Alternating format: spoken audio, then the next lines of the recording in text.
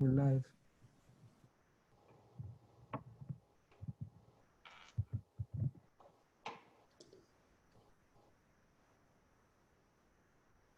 All right, as everyone joins, we're going to give everyone a couple of minutes to log in, get situated, and we'll be getting going in a couple of minutes.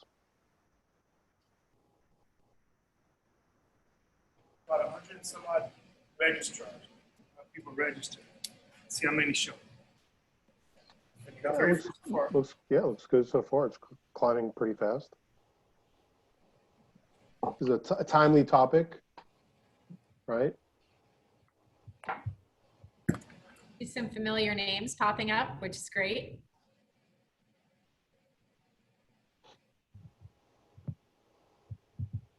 I'll put it up over here so we can have it.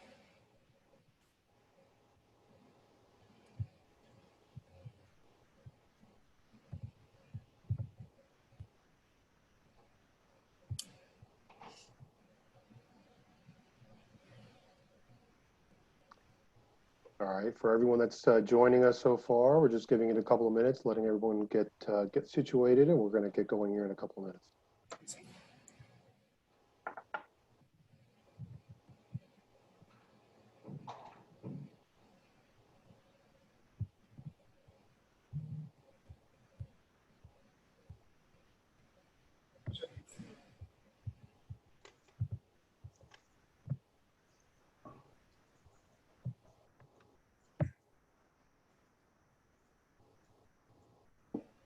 You want a water?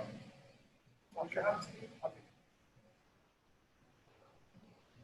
It's amazing, you know, on this topic, we start seeing these screens and we realize everyone's working from a different place, right, nowadays. So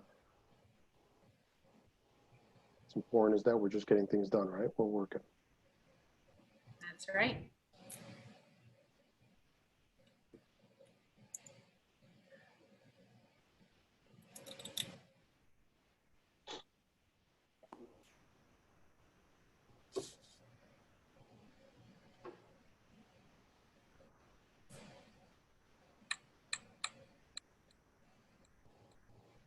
Should we put our hard hats on for effect?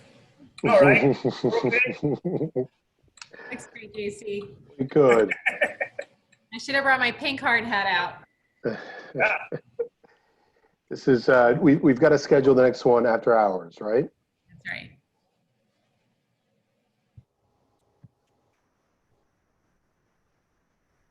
That we already have a question. Hey, Suze, great to see you too. Well, I don't think we see you yet, but great to know you're there.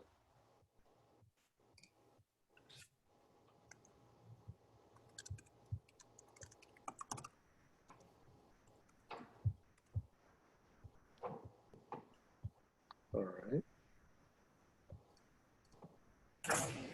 I tried. I put it on 80. Sometimes it's still hot in here, even putting it on 80.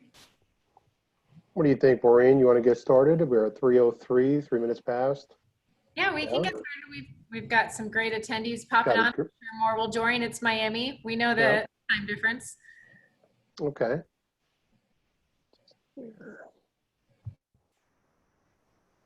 Change my view.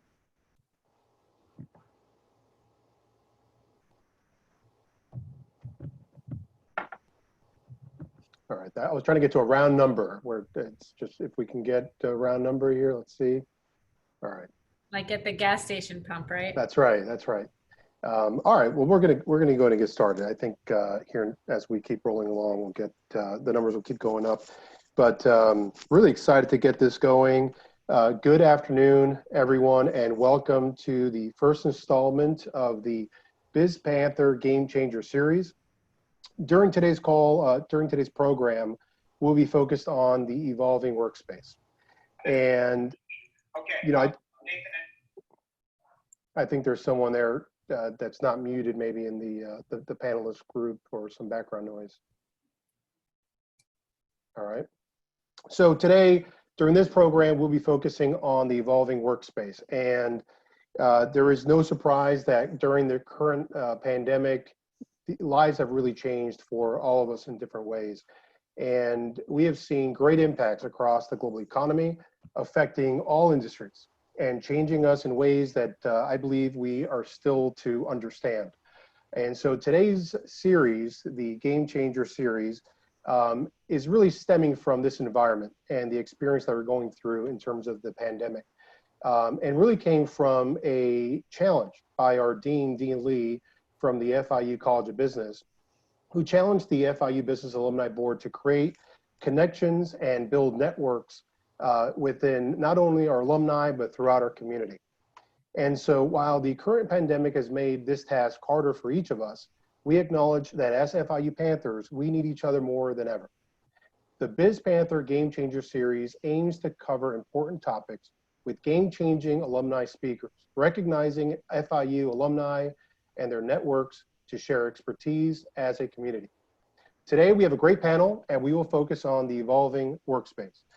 My name is Eddy Augsten. I am Managing Director of Concurrent Advisors, an elite group of wealth advisors with over $15 billion in assets under management and advisory. And we also have 45 offices around the country. During this crisis, this conversation has been especially interesting for us. I'll give you an example. The last 3 months during the crisis, we've opened 4 offices around the country. We have another 4 branches that are ready to open. We're planning to open. But we're still waiting a lot of feedback from the local governments. We're still trying to figure out what the build-outs might look like, and everything has sort of been stopped. And so this panel specifically today affects business owners and organizations like ours, but it's also about how disruptive this time has been to commercial real estate and to the office space specifically. So today's panel is uniquely positioned to help bring clarity to many of you, whether you're a tenant like us or someone in commercial real estate. Leading the conversation today, I would like to welcome Maureen Mascaro, our moderator. Maureen is the founder and chief project officer of the Common Area. She is a leading project management service company specifically focused on occupiers of office space.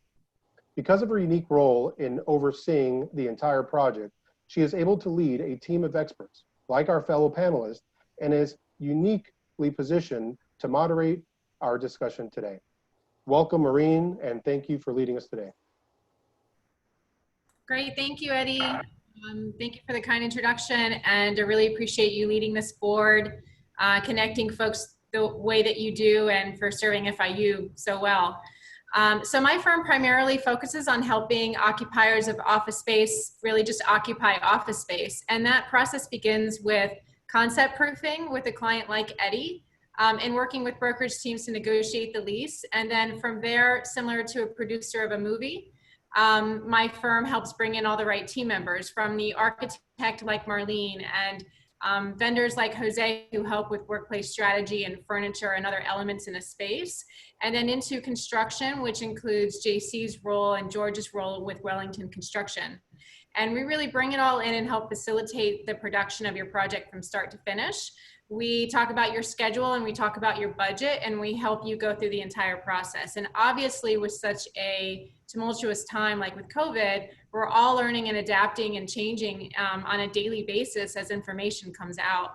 So we really wanted to provide this as a resource to you guys in our community, and we are all available to you as fellow Panthers. Reach out at any time if anything that we're talking about piques your interest. Kind of wanted to get started with an introduction around the room. So I think we'll do it in the order that I would normally engage each of these relationships with my clients. So starting with Marlene, do you want to give us a brief introduction about who you are and what your company does and your specialty? Sure. Thanks, Maureen. And thank you for inviting me to be part of this panel and discussion. So I am the managing director of the Miami office for interior architects. And so what is unique about what we do and what FIU brings is that FIU is one of the schools, one of the few schools that has an interior architecture program. And that's exactly what we do. So interior architects, our name, says what we do. We're the largest global architectural firm that only focuses on interior spaces. And so we're uniquely aligned with FIU, but We work with corporate 500 companies in different vertical markets, so from retail to hospitality to corporate headquarters to financial, healthcare, and education. So we go across the board, and we provide the services to our clients that both you and Jose and JC's team, you know, also provide in sync with what we do as a design company. Absolutely. And we've worked together on projects in the past, and you guys do a really beautiful job creating spaces that are not only functional, but really help elevate the culture and feeling that you get when you walk into a space. So it's much more than just creating and designing a space. It incorporates culture and all of those things. Absolutely. And so Jose, you and I worked together for years and years, and you know, you're not just a furniture company, you're so much more, especially when we get into technology and talking about dirt and how those solutions help. So let's get a quick introduction about who you are and what you do. Good afternoon, and thanks for including me in this great opportunity to share a little bit with my fellow Golden Panthers. Compass is a 15-year-old organization that was specifically designed to guide clients through the difficult process of expanding, contracting, and changing the business environment. And we specifically gear our process around understanding clients' business strategies and then using that understanding to leverage the commercial real estate space so that clients get the maximum return on investment from the investment they make in workplace. So over the past 15 years, we've gone from startup to being one of the leading commercial office furnishings companies and also the leading prefabricated interior construction company here in South Florida. So thank you, FIU, for giving me this start and for this opportunity to share a little bit with my fellow Golden Panthers. Great. Thank you, Jose. So you touched on prefabricated walls and systems, and we're going to go down to JC and George and have them talk about how that they build those walls from scratch, from the ground up, and their specialty in the South Florida market and how they serve our community. Hey, thank you. And thank you to FIU School of Business for having this webinar and Game Changer, which I really think it is a game changer, especially during this changing time. Our company for many, many years has been quite adaptive and responsive to the market, as it has to be, because the shifts in the economy and the shifts in the market, we feel directly as a construction company, specifically focused on office and interiors. And we do obviously not just do that type of work. We also do industrial work, commercial, and retail. We don't focus on residential necessarily, but we're primarily focused on the interior office spaces and common areas of Class A and Class B buildings.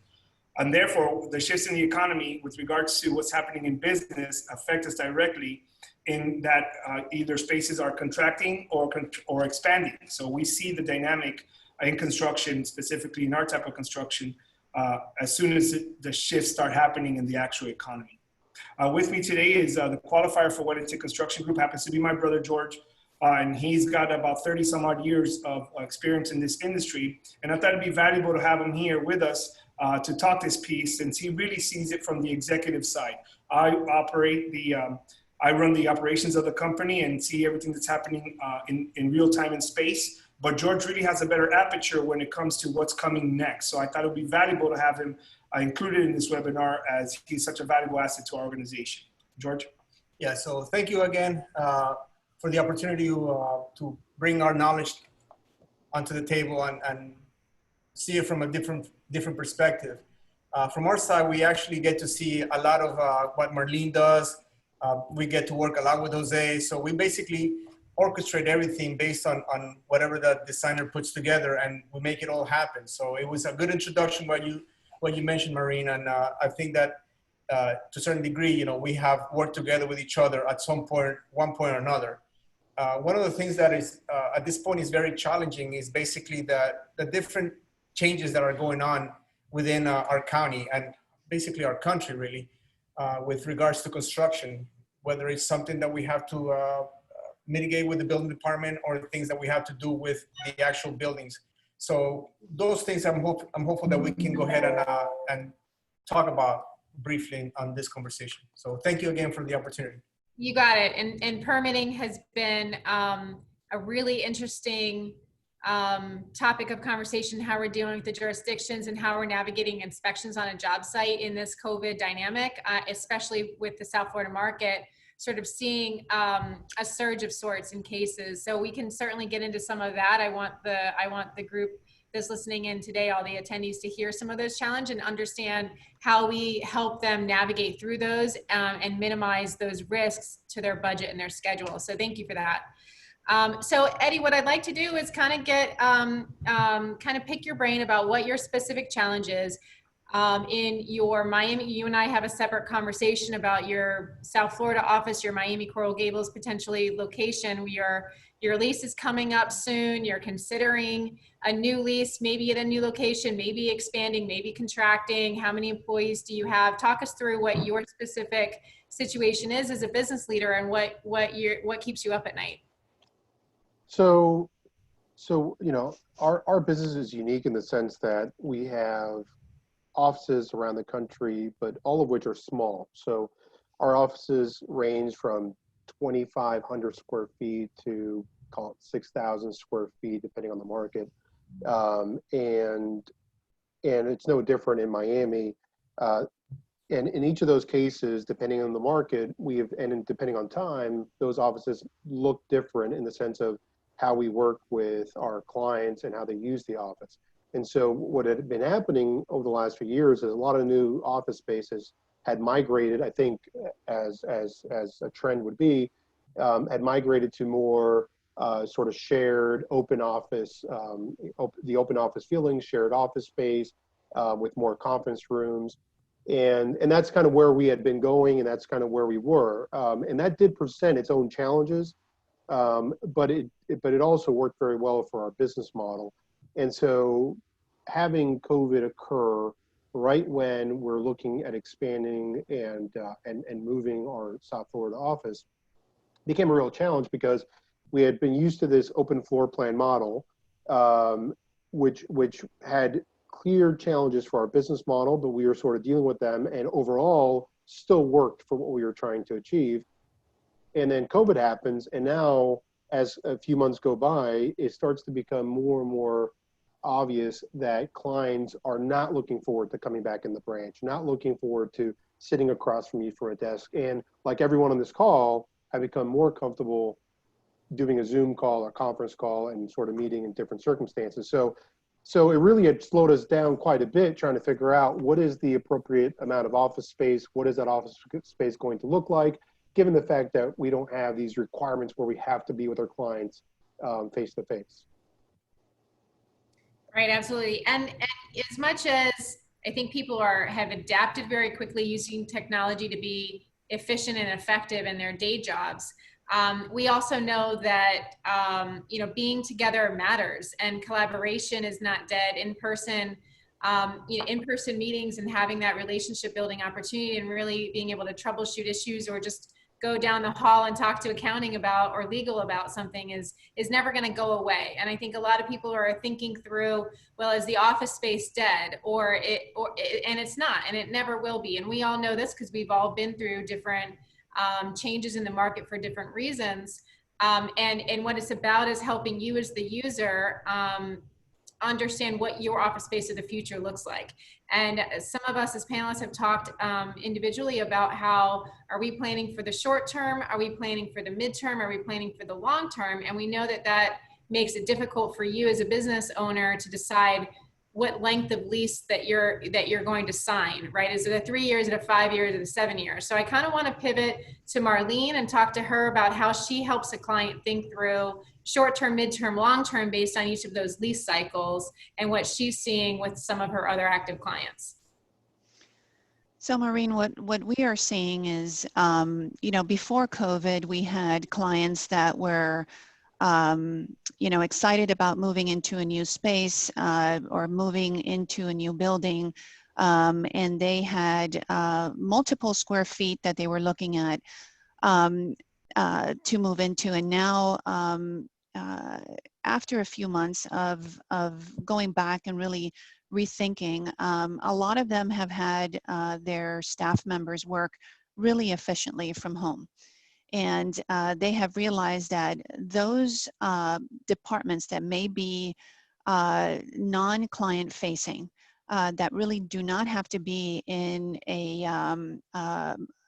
high-rise building or somewhere where they need to really see the client, they can continue to work from home.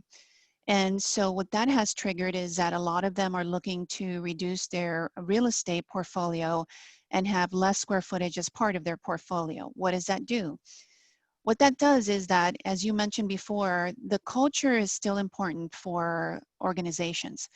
You know, that is what makes an organization, that is what it attracts and retains the highest talents that you can have in your organization. And how do you do that if you have half of your workforce at home and half of your workforce in the office? So what we're doing is, our clients are still looking at 5 and 10-year leases. They still want to invest in that. They still want the stability of that. Landlords are being a bit more aggressive in providing them with better rates so that they do sign these long-term leases. But no one knows what is going to happen 6 months from now, a year from now, 3 years from now, when you're really into your lease. So how we're designing it is, we're designing it for today and tomorrow to the best of our ability.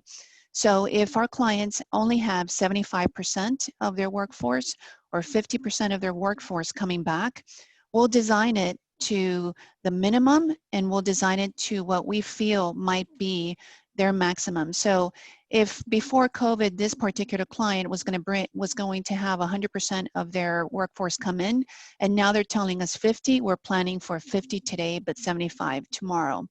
And so the spaces are being very flexible. We're planning them in a way where they can be reconfigured without high construction cost, but giving them a space that they can flex and they can grow into as this issue starts to realize itself and get better. Now, tomorrow will be something else. We don't know what that might be. So that flexibility still has to be planned into that. Yep. And you know, Jose, I know your firm has been doing a ton of this, which is, how do you help firms return to work, even though we all know that we've been working all along here? How are you helping your clients adapt immediately to get back into the office, you know, plexiglass, signage, all the different things that your firm is doing? Well, we've gotten a tremendous amount of requests from clients existing and clients that are looking for help implementing the mitigation that the CDC and many organizations are asking for a safe return to work. And that includes screens and dividers and space division. But our approach has always been, and I recommend to everybody that's listening, that we start off with a clear understanding of the goals that we're trying to accomplish, so that clients aren't inappropriately guided towards the solution to the problem because a factory is trying to implement a particular strategy or trying to sell product. But instead, let's think about what's the protocol that we're going to implement. Make sure that we have a clear protocol of how we're going to bring people back. Once we understand that, then we can make intelligent and well thought out investments in the solutions that will create the proper environment for a safe return, but also for it to be consistent with the protocol that they've already thought through carefully, instead of just a knee-jerk reaction to something that somebody thought was a cool idea. The other part of this that I highly recommend to everybody that's on this call is, whatever investments you make, don't make them permanent. Make investments in things that create the proper environment and the safe environment, but that are also reversible. So anything that you implement that's not reversible could inhibit the success of the business strategy you're trying to implement once we do find a solution to this problem, because I believe there will be. So therefore, whether it's 6 months, a year, or 2 years from now, whatever you implement, make it reversible, but make it consistent with the protocol that you've thought out carefully of how you bring people back to work. Right, and let's talk about permanent changes versus temporary changes. We're all knee-jerk reacting to this. We're trying to create a safe environment. Obviously, this is a very scary situation health-wise for many people for many reasons.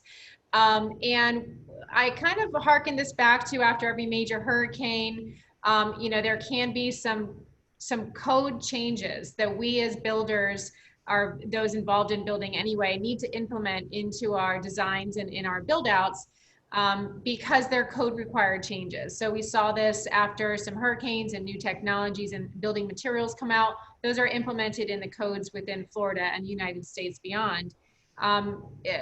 Similar with energy savings, right? Light switches need to be on occupancy sensors, and that makes a lot of sense for many reasons. So I think all of us kind of have this feeling that we're all making these suggestions for ways to adapt your space. And eventually the codes will catch up with some of these things that really do make sense to become a permanent part of our built environment. And I'd like Wellington to maybe touch on some of that stuff. We're thinking about things like touchless faucets. And I know you've been doing a lot of work to help landlords get their common area spaces ready for immediate return to work, and then longer term air conditioning infrastructure systems. So let's jump into some of the constructability issues that you guys are seeing and how you're implementing changes in the environment.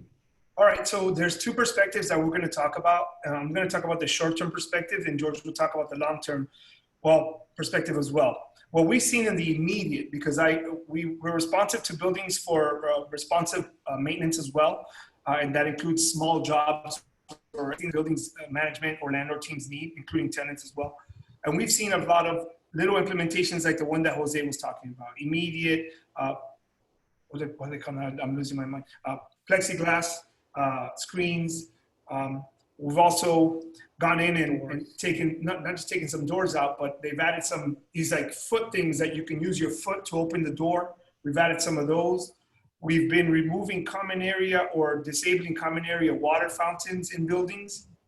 And lastly, we've been contracted to help relocate just heavy furniture in spaces so that people can basically be spaced out, although I know we're in Jose's space when it comes to that. But some of those are the details that we've been able to do to immediately create systems in buildings based on requests from landlords and from managers. In addition to that, what we've seen out there is a lot of procedural changes, right? Whereas before, as many people would get in the elevator, now you're probably seeing, if you've been out to any buildings, that there's usually maybe 2 or 4 spaces where you can stand on the elevator.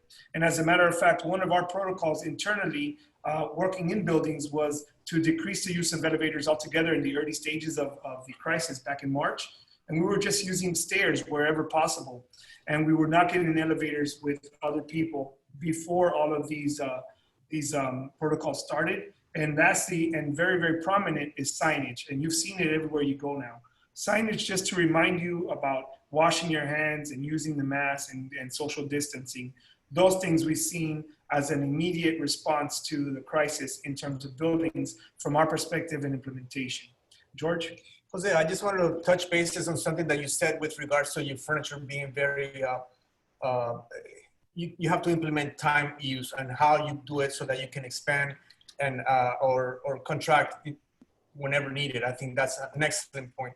Some of the things, going back to construction, some of the things that I think that we'd have to take a little bit more time in realizing is that for the most part, and historically, I think we have left everything towards the end so that construction sort of, we crunch everybody in and then, good luck contractor, get it done in 8 weeks, So I think that one of the things that has to be taken in consideration is probably taking a little bit more time in allowing time for permitting, simply because things are not, I think that they're probably polish up a lot of the things that they had thought about in previous occasions, which is actually doing everything online. However, while we mold ourselves into that particular model, we have to start thinking about giving some time for permitting.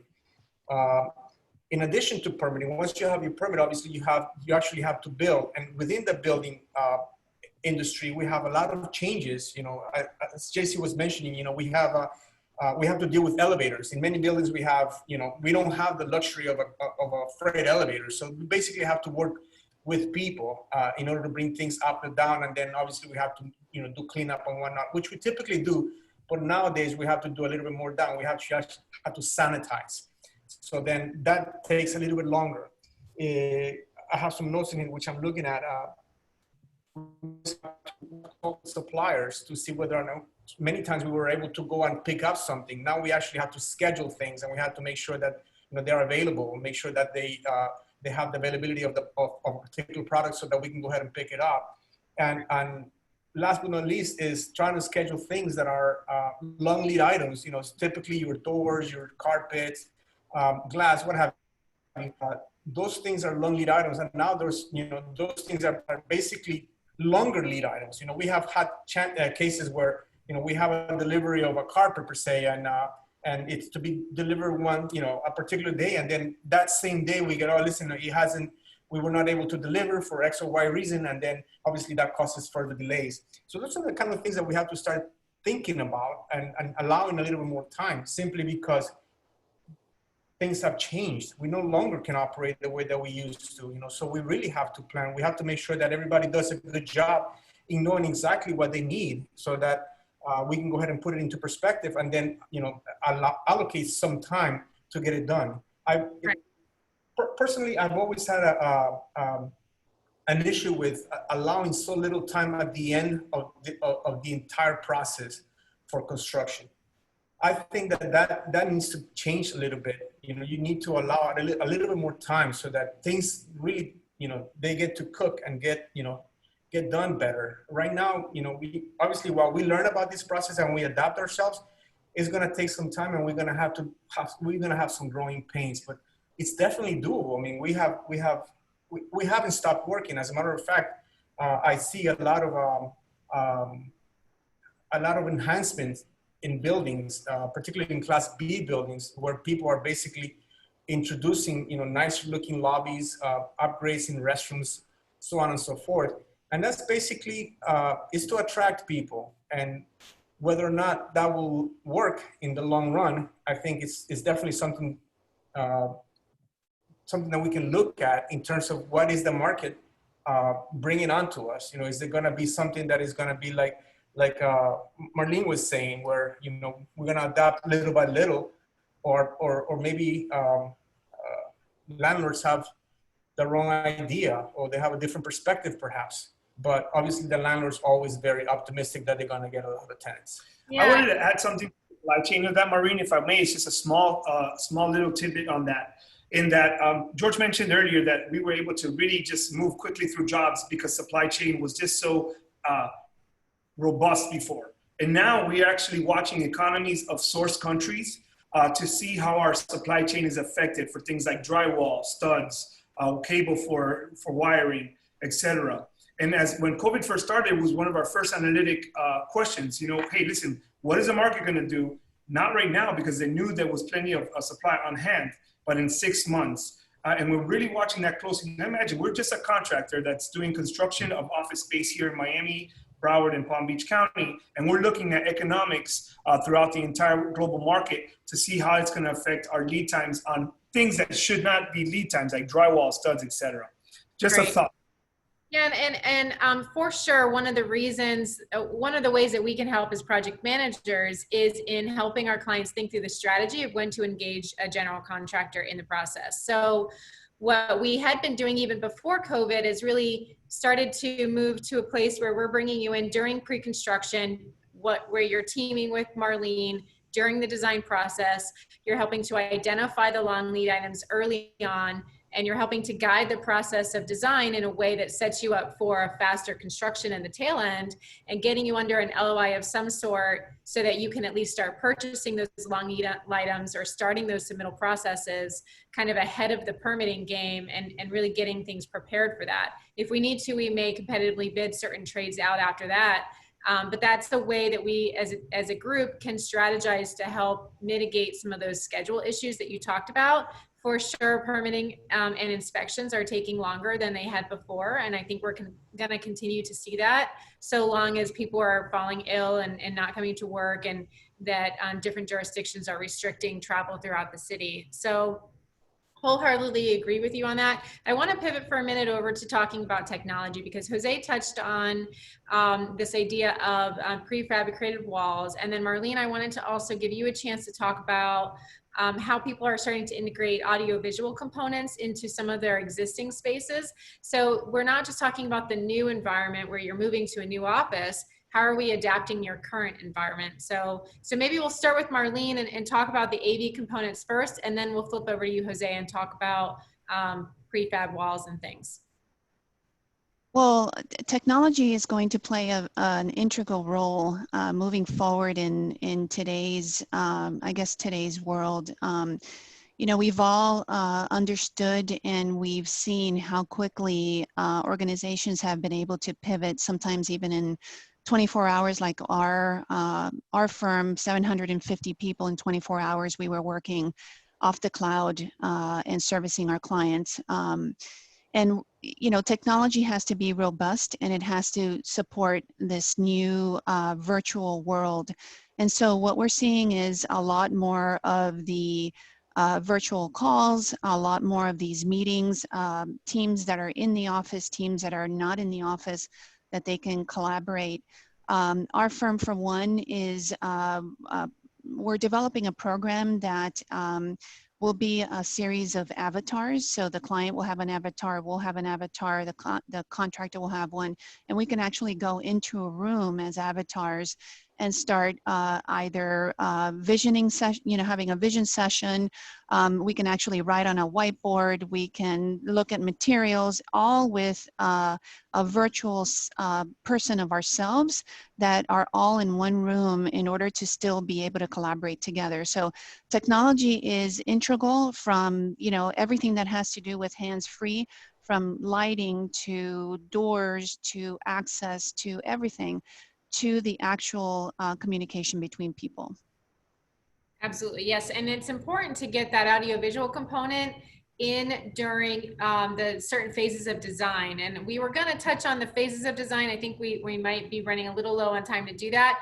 But what I wanted to point out is that technology is so important to pin down during the early parts of the design process and integrate that into your overall budget so that you're not hit with an unexpected cost for audiovisual, because these elements, you know, can be very pricey. And aside from furniture and construction, one of the most expensive elements of your build out, but so important to how your space functions for your team to be able to collaborate together. So definitely early engagement and asking your clients those questions about how do you want to function, and Eddy asking, you know, how do you interact with your clients now?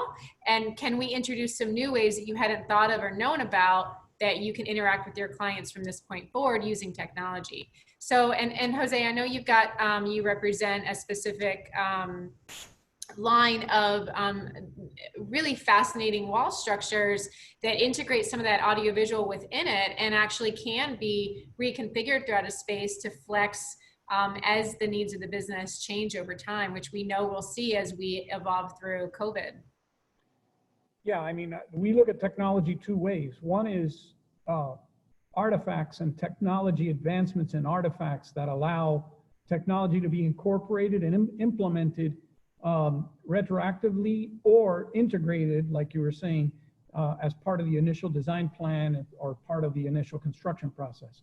So what we look at is that we've teamed up with organizations that have come up with technological advancements in the way the interior construction is built so that you can adapt and make mistakes. You can make mistakes, you can adapt, you can incorporate technology in places that in traditional construction methods you wouldn't be able to because of the fixed nature of the traditional construction process.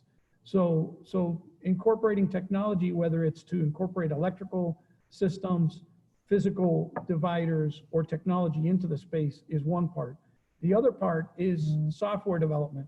So we've invested in software that when we work with organizations with advanced systems like IA, we can incorporate IA's vision for a client into a virtual reality setting so that clients can actually walk into the space and visualize and feel and touch, almost feel and touch the space before they implement the process and build the space.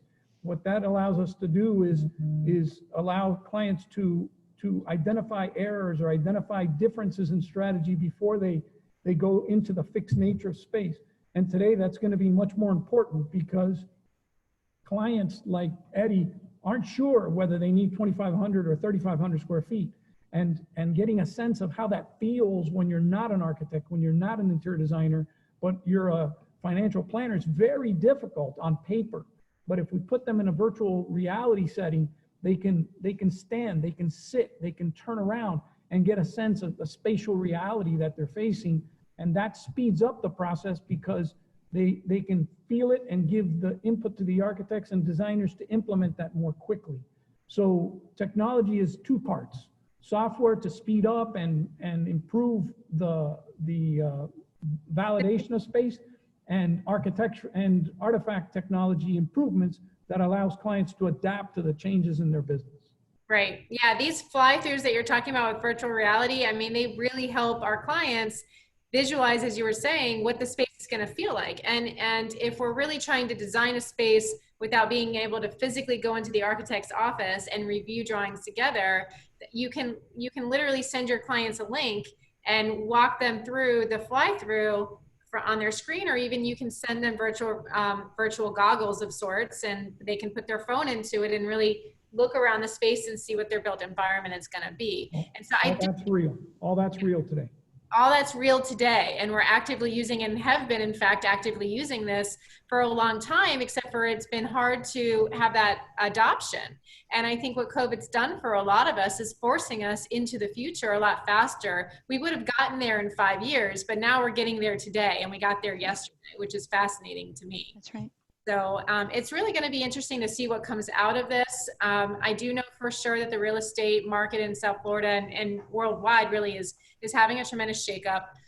But for sure, having a group of consultants like us who are constantly learning and growing and challenging ourselves and how we serve our clients, you know that you're going to get the right advice when you go to build out your next project. And it's so important to have the right consultants on board, to have the right team mindset, to have people on board like Jose and Marlene and JC and George, who understand that in order to get through a project, you need to have trust, you need to have open collaboration and communication through all parties, and you need to work together as a team, not in an adversarial environment where you're afraid that your GC is just going to hit you with 100 change orders. That's not the environment that we're looking for. And so when you work with a project management group, or you work with an architect like Marlene, you're getting that partnership where she knows that her relationship with her GC and her client are both equally important, because we're all working together for the common goal, which is to serve you guys as the client.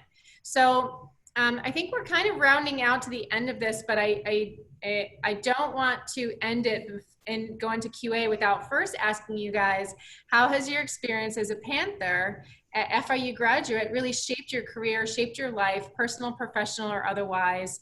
And I'd like to start with you, Jose. I know that you for sure are a relationship builder, and everything about your experience as a Panther, you know, is all about that relationship. So. Well, I owe my career to FIU. I started out as an intern student, which all of us should be looking to bring on FIU interns to give them the head start that I was given by Dr. Nichols when 30-some years ago, he gave me an internship and introduced me to the commercial office furnishings industry. Fast forward 30-some years, you know, we're 15 years into a startup. We've become one of the leading organizations in South Florida. And on top of that, I met my wife at FIU 30 years ago. So I owe FIU my family and my career. And for that, that's why I encourage all of you to get involved with FIU. Give back, because it gives back to you. Whatever we put in to this great institution has paid off in multiple ways for myself. So I encourage all of you to do the same. Absolutely. And Marlene, you have an amazing story with your experience with FIU, and even how you built your business around the platform of talent that's come out of our university. Absolutely. So FIU prepared me to be able to take my career where I have taken it. And I've always been a big proponent of giving back. And so 2/3 of our IA Miami office are Panthers. And I'll add to that my son and my daughter as well. But you know, the way that FIU is preparing students today, and this is why I go back to my initial comment about the program, the interior architecture program, which is so in line with what we do. The students are amazing, and they're perfectly prepared to go into the workplace. So we're a huge supporter of FIU. We participate in the career fair and design crits, and we're on the advisory board and so on. And so it's been fantastic for me personally and for our business here. It's wonderful. Okay, JC, you're on the alumni board with us, and you're such a ball of energy, and you have such an impact on our group here. So tell us your FIU story. I'll tell you, okay. Originally, I got kicked off of the FIU football team, and then I had nothing else to do. So I came and traded for a hard hat. Yeah, no, the university's been great for me. I got my bachelor's degree back in 2004, kind of late in life. I got it through the U.S. Army and got my commission as a second lieutenant through FIU ROTC. Then later on, when my career was at past the midpoint, about 15 years of active duty at that point, and I knew I was going to transition back to the reserve component, I looked to FIU for an advanced degree and got my MBA at a school of business. And then I ended up here. I know he's my brother, but I ended up here because of FIU.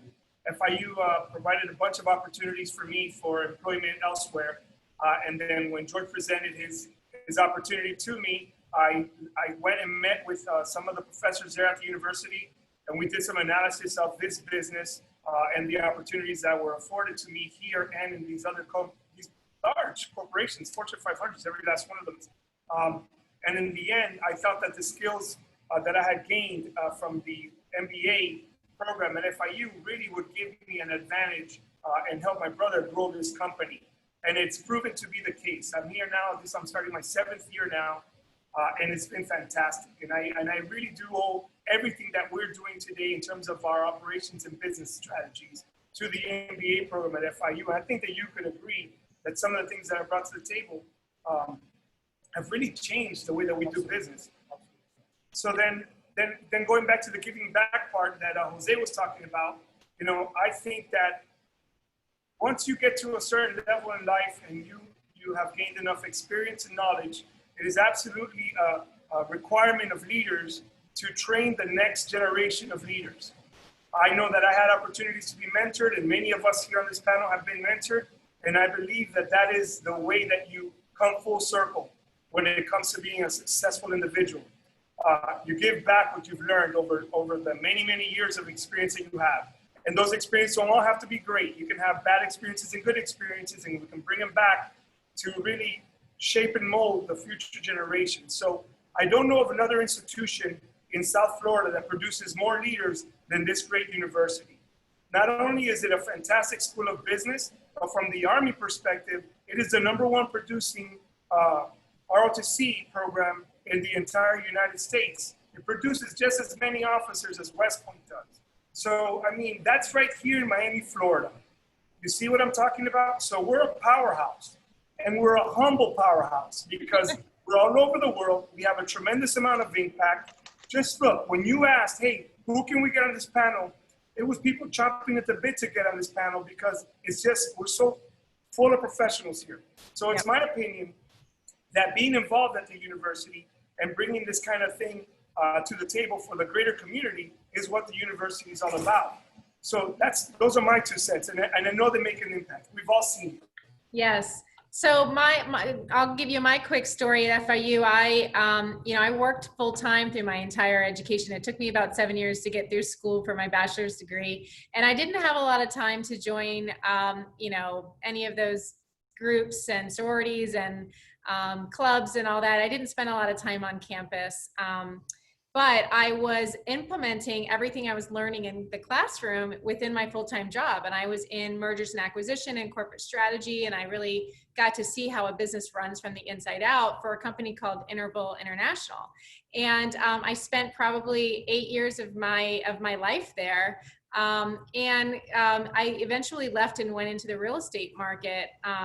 And fast forward 9 years, and they're actually one of my clients, one of my biggest clients right now. And I'm doing a full headquarter restack of their programming in South Miami. And it's been an amazing opportunity to work with them, but I wouldn't have had such an impact and worked with so many people in that organization and been so effective there if it weren't for what I was learning and implementing from my classroom experience at FIU. And then I recently came back engaged because Janine, who is an amazing connector of people in the South Florida market, kind of met her, and she was heavily involved with the FIU alumni group and invited me in. And that's how I've met all of you and been able to have the opportunity to moderate this panel today with all of you. And now I'm feeling that community as being part of a Panther that I didn't get while I was in school. So I really do encourage any of you on the line that are former Panthers or former students from your other schools to re-engage with your campus and give back to all that they're doing for the next generations of students that are coming out. I think, Eddy, we haven't hit your story with FIU and your involvement. And once we learn about your involvement with FIU in your past, I think we do want to jump into Q&A. And so I want to encourage participants who are listening in, if you have questions, please put them in the chat, in the Q&A chat. Let us know what you've got, and we're going to jump into those questions next. Yeah, thank you, Maureen. And so I'll tell you, I'll keep mine short because I'd love to get to some of these questions and open it up before we run out of time here. So I similar story to you. I worked before I got to FIU and throughout FIU, and work was always number one before school, and FIU was just a checkbox for me, right? And so unfortunately, that as I was finishing FIU, I realized that probably wasn't the best plan. And I started to focus at the very end and really did a little too late at the end of my time at FIU, found out that I really loved economics, which most people don't, but I did for some reason, figured that out a little too late. But it allowed me to leave with a work ethic and a competitive spirit that allowed me to thrive, right? And so I left FIU, I left Miami, I went to Atlanta, Georgia, started working, and just realized that I could work just a little bit harder than most others where I was competing. And so I was able to move along very fast, and years later, I had an opportunity to move back to Miami, at which point I took that opportunity. And as I came back, I realized, how many other students I met that were just as competitive as I was. And I found that to be the unique part of FIU, building just really competitive students. And the other side of that was I came back to FIU and I joined the mentor program, and I encourage everyone on this call to come back to FIU and at the very minimum, participate in the mentor program.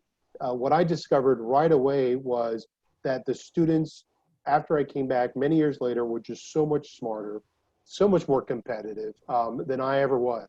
And I realized what FIU was doing was just very special in our community. And I wanted to be a part of it. I wanted to support it, and I wanted to get back to it. And so that's what I did. I started the mentor program, ended up on the alumni board, big supporter of Dean Lee, who's done just a tremendous job for our college. And you can see it. We have multiple top-ranked programs, MBA programs, master programs, undergrad programs across the school. And so I encourage all of you to come back, look at that, help a mentor, and participate and grow our network, because that's what we're here to do. So that's my story. Maureen, I'll turn it over to you. It looks like we might have some questions here. Sure, and it took me 3 tries to pass economics at FIU. Let's see what questions we have in the chat here. I know there's some that have been answered, and a lot of them had to do with, are any of the panelists mentors in the Inspiring Futures mentor program? And yes, absolutely. There was a question about from Jesus Rodriguez about any fun or novel ideas to make the return to the office more pleasant and engaging for staff, at least in his case, he says. Most people seem to find all the new protocols a little depressing. I couldn't agree with you more, and not at all conducive to team building. It's true. You're walking in and you know, you're getting this temperature reading that feels a little obtrusive, and you're seeing signage that says, "Don't forget to wear your mask." And I think what we're seeing is, you know, architects are helping to craft the language on the signage. And Marlene, can you talk a little bit about your branding efforts and how you reframe some of this discussion to make it more positive? Yeah, actually, we have an environmental graphics team that has put together a whole package of signage that we are helping with our clients, but we've also implemented them in our office. And so the signage is not as serious. It's a little bit more fun. It's a little bit more colorful, but it still reminds you of what you need to do. So we have arrows on the floor. We have, you know, a signage where you have, you know, wash your hands, or a sanitation station, or so on. So we've taken it and just made it a little bit more fun rather than so rigid. But it's an interesting reminder of what we need to do without really being so strict, because a lot of people are hesitant to come to the office. Some not so much because of fear, but because you have to wear your mask, you have to follow so many protocols that it feels almost robotic, and they don't want it to feel like that because it wasn't like that before. Right. So we're helping to try to ease that a bit. Yeah, I've been involved in a lot of conversations with my clients and their HR groups, and trying to talk through how past clients and active clients, how are we going to navigate this? And the conversation has really been encouraging, not only because of trying to figure out how to go back to the office in a funner way, but how are we making working from home less isolating? And I think, you know, one of the biggest challenges is that people are bogged down with the responsibilities of caring for family members that would not normally be home, and they can't focus and concentrate. So I do see a lot of firms trying to implement some sort of Slack or some other technology that helps bring a sense of culture and community to the space. But really, that's the joy about working in an office environment. You get to talk at the water cooler, right, and catch up with how people's weekends went. And there is an element of that that's missing. And I think that the pendulum swing will come back to a new normal. And mm-hmm. we don't know what that looks like in the future. We don't have any additional questions, and we're almost at the 4 o'clock mark. I do want to encourage everyone on the call to make sure that you reach out to us. All of us are on LinkedIn. We're always available to you if you have any questions, even if it's a 15-minute phone call. My website has a bunch of resources for COVID, and as each of these firms come out with their own resources, I can add it to that. It's thecommonarea.co. We have a resource. You can sign up for newsletters. All of these companies here have the same types of things. Sign up for our newsletters. Engage with us. I really encourage you to stay connected. And Maureen, if I could just address this sure. question that Jesus brought up, because I think in the short run, maintaining corporate culture, maintaining your strategic plan as it relates to hiring and keeping people happy as part of your firm is the biggest challenge that all of us are going to face, because isolation is just that. And what we've done and what we've seen other clients do is to try to subtly but creatively mimic the same activities. So for example, a morning coffee. So normally you walk in, you grab a cup of coffee. How was your weekend, right? And instead of creating formal Zoom calls where everything is very structured and scheduled, sometimes the right thing is maybe create a morning coffee where everybody can just sit down and say, how'd your day go? What are we doing today? What are you doing next? Where are you going? So that you mimic some of the normal activities that happen at a time when we can't have those normal activities. Because right. we can't put everybody together. Exactly. And like that, we have to recreate the normal activities in a different way. Yeah. So I'd say of all the ideas, that's the one that I've seen other people implement that is the closest to what I think can be comfortable. Right. All right. So with that, let's pass it over to Eddy. I think he has some closing remarks for us. And I want to thank you all again for joining today. It's been a great discussion here with all these panelists. And thank you so much for your questions in the chat boxes. So take us home, Eddy. Oh, thank you, Maureen, especially. Thanks for putting this together and really working hard behind the scenes. Thank you to the panel. You did a phenomenal job. For everyone joining us on the Zoom call today, again, thank you. Reach out to anyone if you have any questions. If you'd like to support FIU and become more involved, we are all here to answer your questions and get you more involved. This concludes the first BizPanther Game Changers series. Thank you. Bye, everyone. Bye, everyone. Bye. Have a great day, everybody. Go Panthers! Go Panthers! Go Go Panthers. Panthers! Claw. 4 o'clock.